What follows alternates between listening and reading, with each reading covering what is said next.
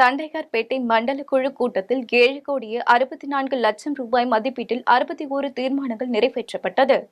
சென்னை தண்டையார்பேட்டை மண்டல அலுவலகத்தில் மண்டல குழு கூட்டம் குழு தலைவர் நேதாஜி கணேசன் தலைமையில் நடைபெற்றது.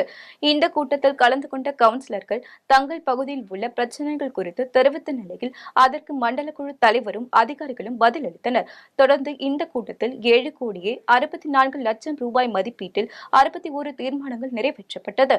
இதில் முக்கிய தீர்மானமாக சென்னை மாநகராட்சி மண்டலம் 1 முதல் 8 வரை சேகரிக்கப்படும் குப்பைகளை கொடுங்கையூர் குப்பை கொண்டு வளாகத்தில் கொட்டப்படுவதால் அங்கு கொட்டப்படும் குப்பைகளை சேகரித்து செல்ல புதிதாக 6 எக்ஸலேட்டர் வாங்குவதற்காக 3,92,00,000 ஒதுக்கப்பட்டுள்ளது.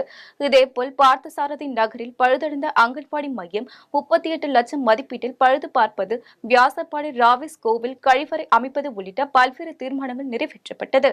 இந்த கூட்டத்தில் குடிநீர் வாரிய பகுதி பொறியாளர் நமச்சிவாயம், மண்டல சுகாதாரத்துறை அதிகாரி, வருவாய்த்துறை அதிகாரிகள், மாநகராட்சி அதிகாரிகள், மின்வாரிய அதிகாரிகள் பலர் கலந்து கொண்டனர்.